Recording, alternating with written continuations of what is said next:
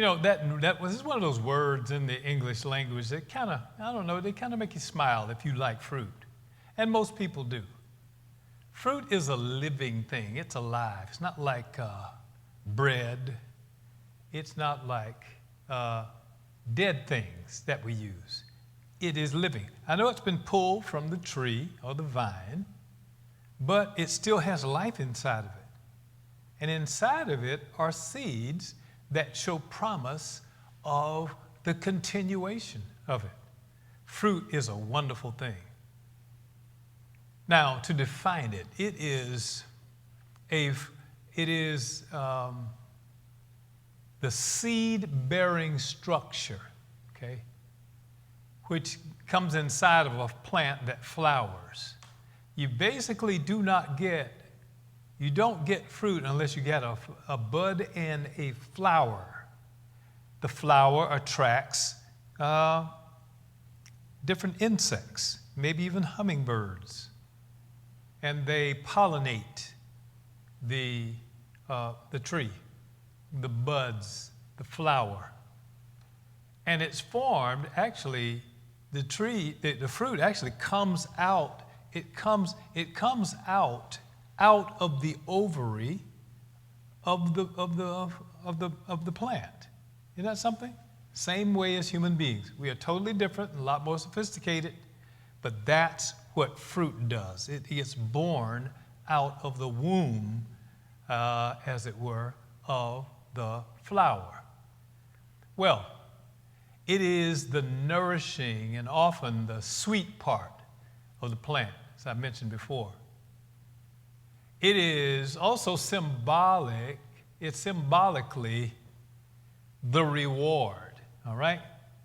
When you think of fruit, think of reward. Think of, here's some more words, the benefit, all right? And the advantages of an action or the advantage of a state of being. Fruit is the product. It is the produce, it's the profit, it's the return, it's the yield. You hear what I'm saying? It's the legacy, it's the outcome. Fruit is the results, it's the consequences and the effect of a thing. That's fruit. Everybody ought to be wanting to bear fruit. Jesus wanted us to bear fruit. He says, if you get in right relationship with me, I'm going to help you to bear fruit. And when you bear fruit, I'm going to prune you. Yeah, I'm going to cut you back. It's not going to be that comfortable, but I'm going to cut you back. Why? So that you can produce more fruit. So to Jesus, in your life, more fruit is better than less fruit. He loves production because God, he sees himself in the fruit that comes from the human life. God is a producer. He's a multiplier. He is someone who wants to give you joy, fulfillment. And that's what fruit is in the life of a believer, a child of God, a Christian. Now, to go a little further into what fruit is, as an illustration, when auditors, right, walk into a plant, a manufacturing facility, a plant of some kind, you know what they do? They're trained so that they can tell a lot about that plant by what they see. Now, if they find the financials in order, right? The employment records in order, inventory, right? You've heard of quality control, how they ensure quality, right? All these, to a person with a trained mind and trained eye, all these are indications that that plant is doing well. If they find that all these aspects are not in order, or some of them are out of order, it shows that this company is likely doing poorly. A company cannot produce a good product, hear me, can't produce a good product if what they call if the internals are not functioning properly. That's just the way that is. So the same is true about you personally. Do you hear me say you cannot function properly unless things are in order? That's why the Lord wants you, to work on this right here, the mind of a person. All right? He wants you to renew it, meaning that he wants you to reset your mindset. All right? Sometimes you have to go in and reset stuff. You do it with computers and many other gadgets that we own. You have to reset the computer, boot it back up again, reset the mindset. And we as human beings are just prone to things going haywire. But for you to be a productive person, for you to bear fruit for the kingdom, you're going to have to deal with the inside stuff, the internals, as I mentioned, about that plant, that manufacturing facility, okay? Now, the same is true about you. Generally, your outcome, listen, is determined by the quality of the internal life that you have. Far more than external. Far more than the part we spend a whole lot of money on, to sleep it, bathe it, prepare it, organize it, exercise it, do all the good things. Oh, far more, you must work on the inside stuff. The degree of your devotion to a few key principles that are listed by Paul, that degree will be the degree to which you prosper, become fruitful. That's the word I love. Become fruitful in life. Look at this in the book of Philippians, chapter 4, verses 8 and 9. Listen to this. And now, dear brothers and sisters, one final thing. Listen to this.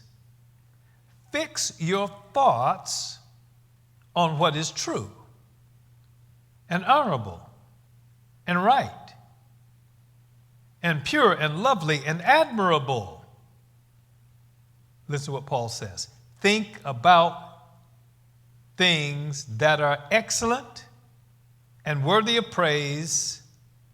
Verse 9 says, keep putting into practice all you learned and received from me.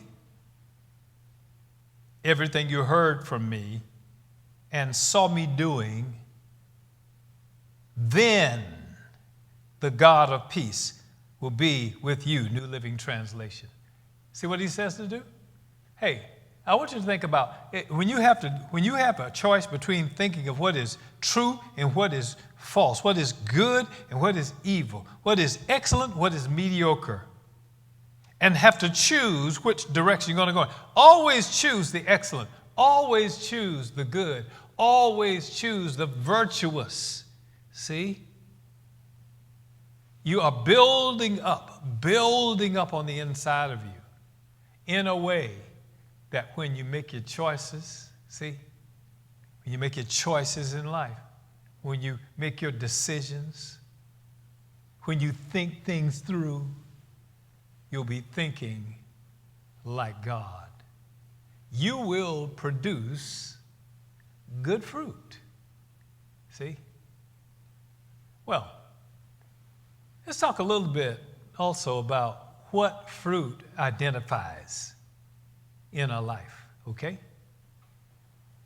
Now, unless fruit is on it, listen to this, unless fruit is on it, you cannot identify a tree simply by looking at it. You ever think about that? You can't, most trees, now if you saw fruit on it before, that's obvious. But I'm saying if they had a number of trees, 10, 12, 20 trees lined up one by one, you might be able to pick one or two because you're kind of used to, You know what the leaves look like. But in general, you can't tell what a tree is like unless it produces something.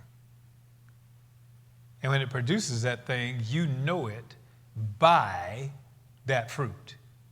You know it by what it produces. But you can't tell too much about one unless maybe somebody told you. You know what I'm saying. Now, don't go off on a tangent on me. We find out about trees by what the trees bear. You can't decide just by looking at it. But the moment fruit appears, becomes quite easy. Now, sometimes maybe a fruit comes out on a tree and you don't know what the fruit is and you don't know what to call it, but you can just make up a name. It's a kumquat tree. I don't know. It's a guava tree. It's a mango tree. It's an apple tree. It's some exotic fruit that looks really strange, but that's that exotic fruit tree. You know the tree by what it bears. That's the way life is.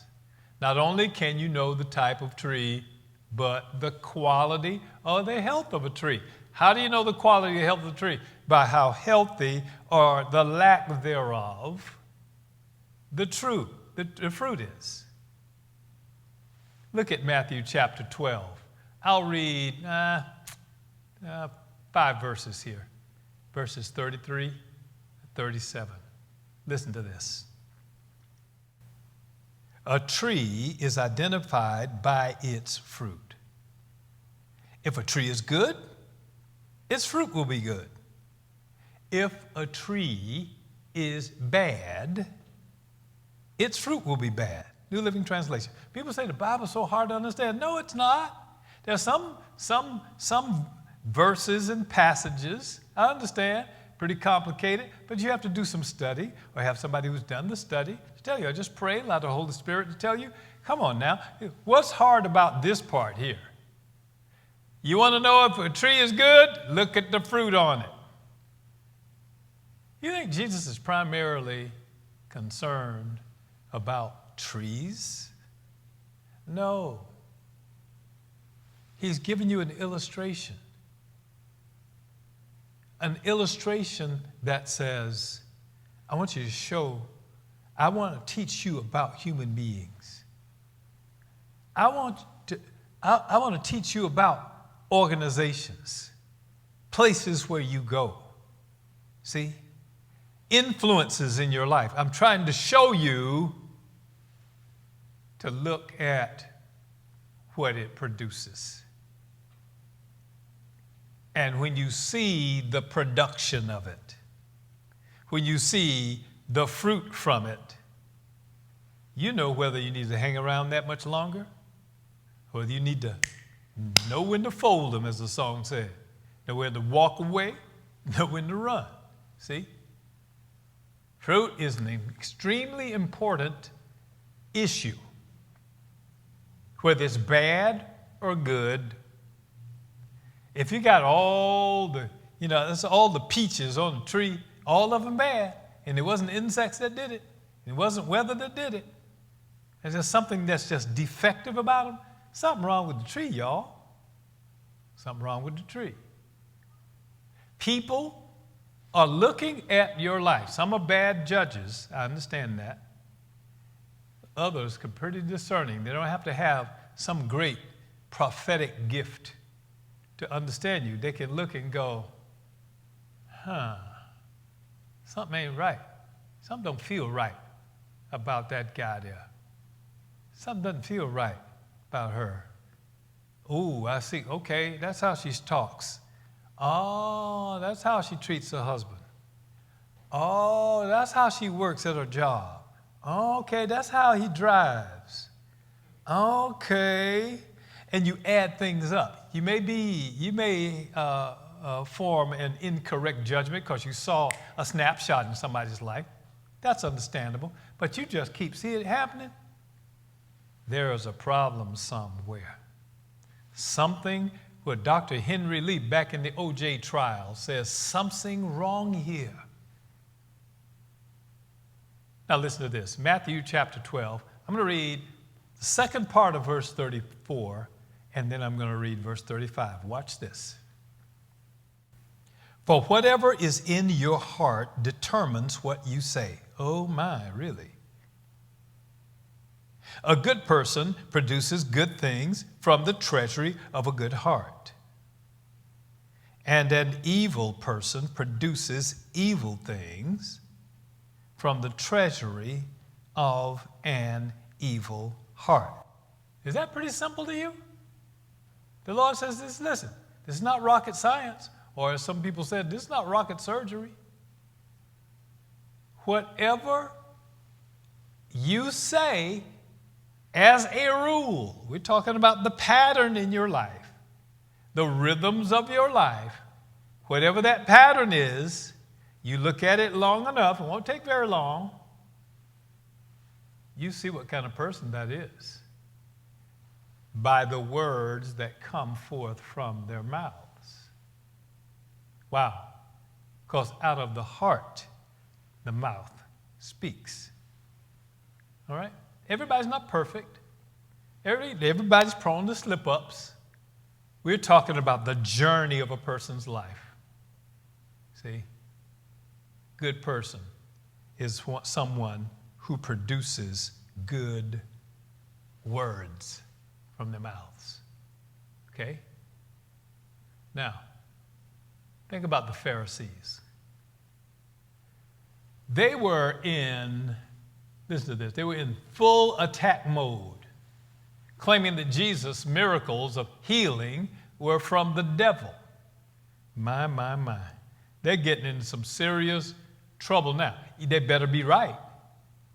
They claim his miracles were from the devil, but they could not successfully convince the people that Jesus was an evil person. They tried everything they could because, see, their jobs were on the line.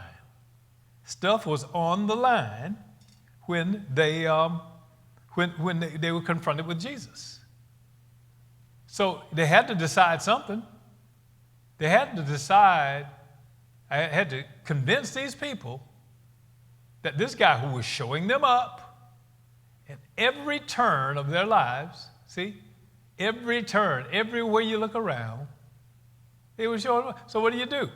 You're called, you see, what you do is discredit the person because you can't deny the production of their lives. Yeah, they were in attack mode. So, problem is they couldn't convince the people that he was evil simply because his results were consistently good and obvious to all who saw him. I mean, here's a guy who's going around healing sick folk who can't get well, raising dead people. Well, that has never happened before in their lifetimes. Just think about how stark this whole thing was. Remember, Malachi, 400 years before Jesus showed up, was the last prophet to speak a word to Israel. 400 years go by. Then all of a sudden, this John the Baptist guy shows up and says, there's one coming after me, can't tie his shoes, untie his shoes. And they knew that John was quite a holy man.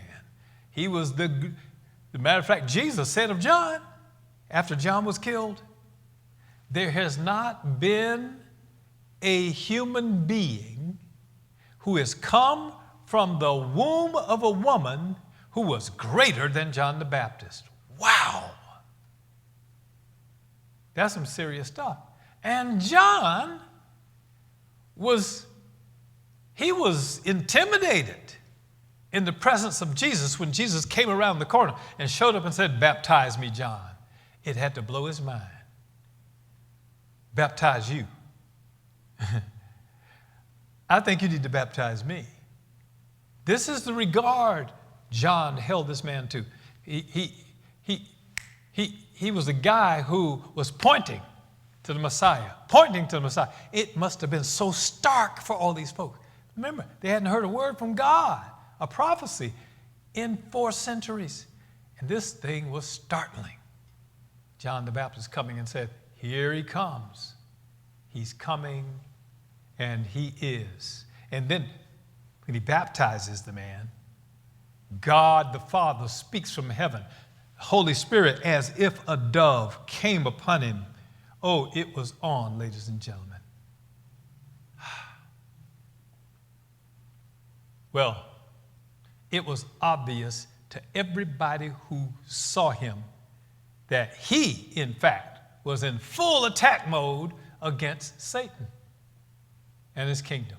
Everywhere you look around, he was undoing something that Satan had been doing. And these people had the nerve, to say, he's doing that stuff by the power of Satan. Come on, man, that's you know that you're getting ready to be checkmated if you play chess. You have no more moves on the board when you are ascribing the work of the Messiah to Satan himself. You know you're desperate now. Talk about a Hail Mary pass. This is it. Yeah. They said, devil's doing that stuff through him. He's working with the devil.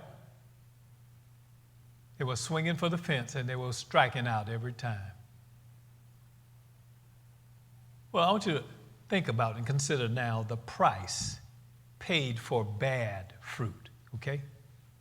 Jesus was brutal. He was brutal with the religious leaders. Listen, these people were called to be examples of the goodness of God. They are the examples. That's a heavy thing to be laid on your head. A person who people are looking at, and this is the quote job I have to live in such a way when no one is watching me, in a way that I can tell others, you act like this when nobody's watching you. I have to live when I'm not around God's people in a way that it will hopefully show up to some degree to them when I am around them. And when I speak, the words will have authority in them. The fruit of my mouth. See, God wants consistent fruit. Don't just talk about it, preacher. I want you to live in it. That's a heavy thing to be doing. I'm not a flawless person. But the idea in life is such that your bad news, your regrets, bad behavior, terrible thinking, attitude problems, in general, are further and further and farther and farther behind you. Your regrets are farther away from you. Well, it's a heavy thing on your head. Well, Jesus showed the opposite fruit from that which he was being accused of. Now watch this. First part of verse 34 of Matthew chapter 12. Look at this. 12 and 34. He gets really angry. I'm talking about, you ever heard of somebody laying the wood to somebody? Listen to this. You brood, talking to these Pharisees and the Sadducees and the scribes, the lawyers. You brood of snakes. He called them vipers in the King James Version. You brood of snakes and vipers. How could evil men like you speak what is good and right? My Lord, my Lord. That's the New Living Translation. How in the world can you speak what's right when you're that evil? A brood, listen, a brood of snakes. That is an intimidating, nasty, icky, give you the all-overs kind of thing. Somebody, I think they opened up the hollow of a tree and hundreds of snakes came pouring out of it. You brood of vipers, deadly, poisonous snakes you are. He declared to them that it was not possible to have a truly good life as long as the evidence of a bad life was flowing from their mouths. Here's the amazing thing. He said, these people, they come near me with their mouths and with their speech, but their hearts are far from me. It's way off somewhere. See? Watch this. All the way out of the Canberra, right? That's how far it was. He said, you can't speak good things. Your hearts are filled with evil. Friend, do you realize that speech can change things, but the heart is what changes a life in the end?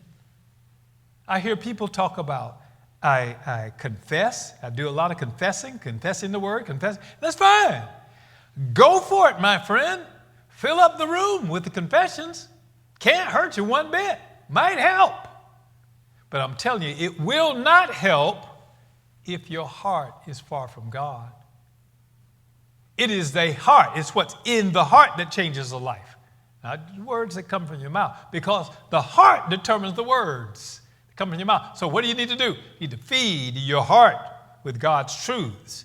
This is truth that I am telling you today about what good trees are and what they produce, good fruit. See?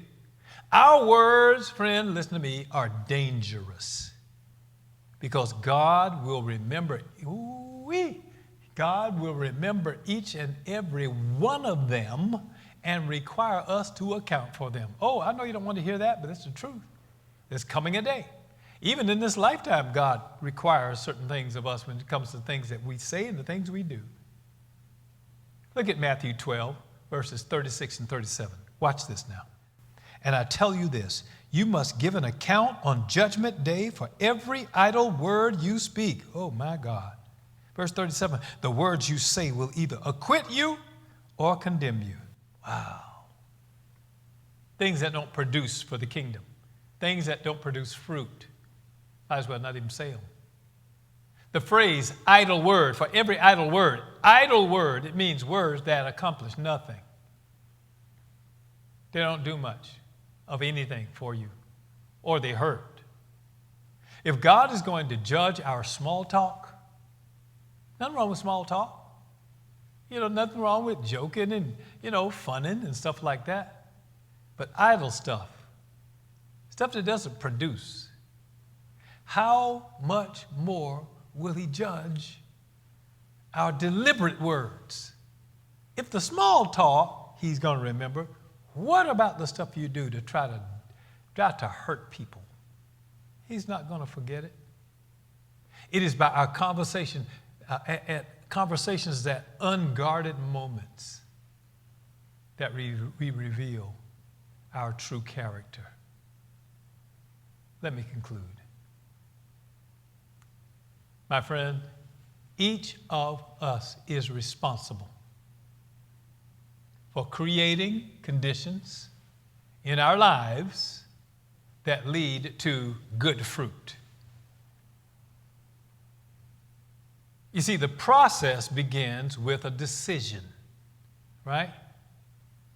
How about determine right now what you want to bear in terms of fruit, to honor Jesus, and to walk as he walked? That's something to think about, my friend. Hey, everybody's going to know sooner or later what kind of tree you are. When fruit-bearing time comes, they'll either be happy about it or sad. They'll draw near to you or run away. Think on these things. Be a good tree.